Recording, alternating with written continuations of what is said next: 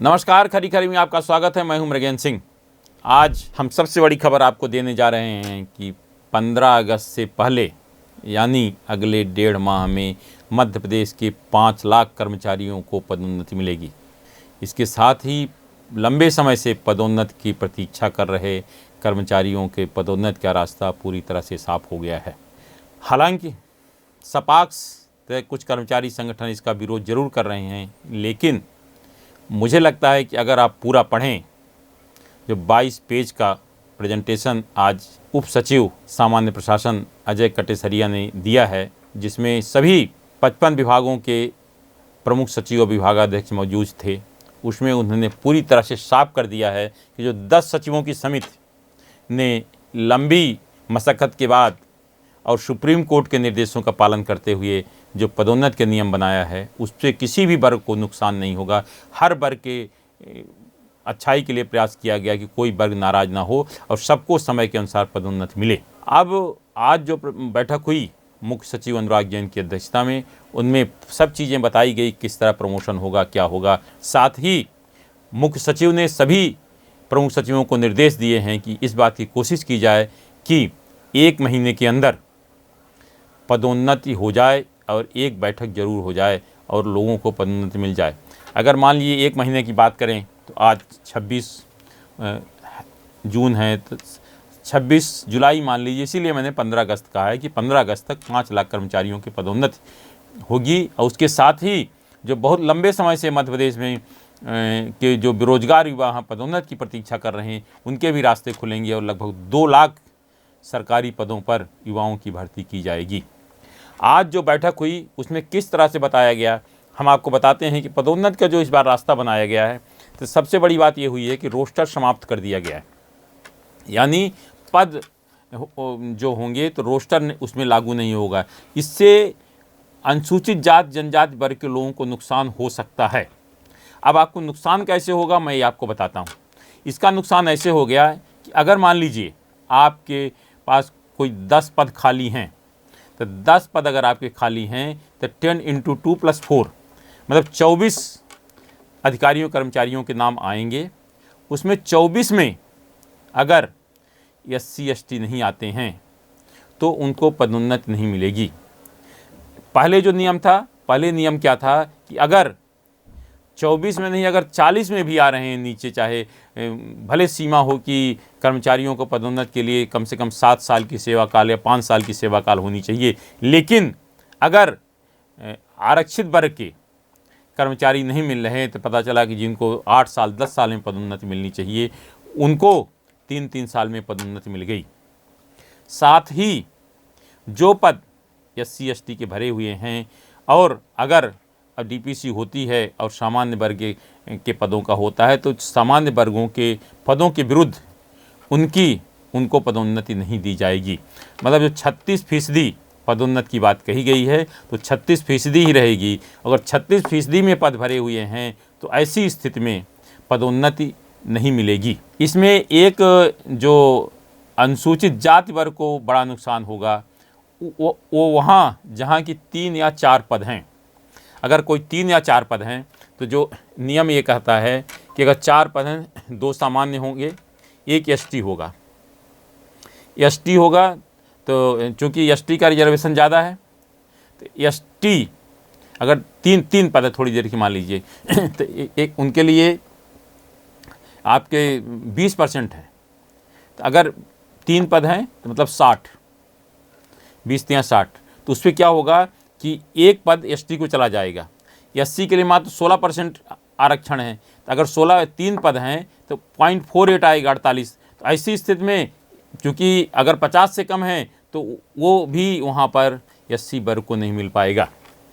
लेकिन SC ST ने भी अपना विरोध जताया था, लेकिन आज मंत्रालय में सामान्य वर्ग, पिछड़ा वर्ग, अल्पसंख्यक वर्ग कर्मचारियों के पास जो प्रदर्शन किया, उसमें पदोन्नति नियम का विरोध किया है। और जो बैठक हुई है मुख्य सचिव अनुराग जैन की अध्यक्षता में, लगभग 2:30 बजे तक जो बैठक चली है, उसमें लगभग 1.5 घंटा प्रेजेंटेशन दिया है अजय कटेसरिया ने। हालांकि मुख्य सचिव अनुराग जैन ने उनके कामकाज की सराहना भी की, जिस तरह पूरी तैयारी के साथ उन्हें प्रेजेंटेशन दिया और एक एक बिंदुओं पर सबका बताए किस तरह से प्रमोशन करना है, कैसे प्रमोशन करना है और कब करना है। तो जिस तरह से आज मुख्य सचिव की अध्यक्षता में बैठक हुई और पदोन्नत की तैयारी लगभग सभी विभागों को करने के निर्देश दिए गए हैं और सब विभागों को कहा गया है कि तत्काल जो गजटेड पद होंगे मतलब जो गजटेड जहां पीएससी को जाना है तो सभी विभागाध्यक्षों और प्रमुख सचिव से कहा गया कि आप पीएससी के चेयरमैन को तत्काल पत्र लिखें और उनसे तिथि लें कि किस तिथि को आप प्रमोशन के बैठक के लिए समय दे रहे हैं। हाँ, एक बात इसमें ज़रूर होगी कि जिन कर्मचारियों अधिकारियों को 6 साल पहले मान लीजिए या 4-5 साल पहले जो उच्च पद पर पदोन्नति दी गई थी, सिर्फ उच्च वेतनमान के लिए केवल पद दे दिया गया था, उनको पदोन्नति नहीं माना गया था, उनको जिस डेट को डीपीसी होगी उसी तिथि से उनको सीनियरिटी मिलेगी। इसका मतलब है कि उन अधिकारी कर्मचारियों को नुकसान होगा वरिष्ठता का जिन्होंने 5 या 6 साल पहले जो सरकार ने एक रास्ता खोजा था कि अगर सुप्रीम कोर्ट के निर्देश पर पदोन्नति रुकी हुई है तो कर्मचारियों को उच्च वेतनमान देकर पद नाम दे दिया जाए, लेकिन उनको सीनियरिटी होगी या ग्रेडेशन लिस्ट होगी, वो ग्रेडेशन लिस्ट उनकी उसी पद की रहेगी। हाँ, इसमें एक फ़ायदा ज़रूर होगा, जो उनकी ग्रेजुएशन लिस्ट होगी उसमें ज़रूर सीनियरिटी के अनुसार उनको रखा जाएगा कि जो मान लीजिए 18-19 में जिनको प्रमोशन हुआ था उनका नाम सबसे ऊपर होगा, फिर उसके बाद 19-20 वाले आएंगे, फिर 20-21 वाले आएंगे, फिर 21-22 वाले आएंगे, फिर 22-23 वाले आएंगे, फिर 23-24 वाले आएंगे, फिर 24-25 वाले आएंगे। मतलब ये जो निर्देश हैं उसमें यह है कि दिसंबर 2025 तक जो पद रिक्त होंगे जिन विभागों में, उन पदों के हिसाब से डीपीसी होगी और जितने पद आज की स्थिति में हैं उतने लोगों को तत्काल पदोन्नति दी जाएगी और उसके बाद जिस तरह से पद रिक्त होते जाएंगे लोगों को पदोन्नति दी जाएगी। इस बार चूँकि डीपीसी जल्दी कराई जा रही है क्योंकि बहुत दिनों से पदोन्नति अटकी हुई थी। अब अगले साल से सितंबर-अक्टूबर में हर विभाग की डीपीसी होगी और पदों की गणना दिसंबर की स्थिति में रखी जाएगी। दिसंबर तक कितने अधिकारी कर्मचारी पदोन्नत होते हैं, कितने पद रिक्त होते हैं, उस अनुसार लोगों को पदोन्नति दी जाएगी। और एक बात और है कि पदोन्नति के बाद एक बड़े पैमाने फेरबदल भी होंगे, ये भी आप समझ रहे होंगे।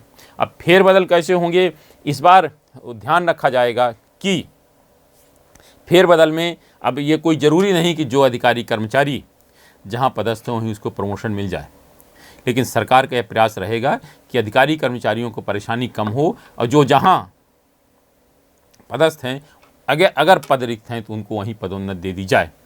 हाँ, इसमें एक चीज़ कुछ जो संभावना व्यक्त की जा रही है, लेकिन उसको कंफर्म नहीं कहा जा सकता कि हो सकता है कि कुछ कर्मचारियों का डिमोशन भी हो, लेकिन उसके लिए भी सरकार रास्ता निकालने का प्रयास कर रही है। डिमोशन इसलिए कर रहे हैं, डिमोशन की बात हम इसलिए कह रहे हैं क्योंकि जो उच्च पद पर का प्रभार दिया गया, पदोन्नति नहीं प्रभार दिया गया उच्च पद का, वहाँ आरक्षण का नियम लागू नहीं हुआ। साथ ही कुछ हो सकता है कि इस बीच में जो आज से 4-5 साल पहले प्रमोट हो गए हों, बीच में कहीं उनकी सीआर गड़बड़ हो जाए तो उनको भी हो सकता है पदोन्नति का लाभ ना मिले, क्योंकि पदोन्नति के लिए 5 साल की सीआर देखी जाएगी हर अधिकारी कर्मचारी की। तो अब प्रदेश के कर्मचारियों के लिए अच्छी खबर है कि 5 लाख कर्मचारियों को 15 अगस्त तक पदोन्नति मिल जाएगी।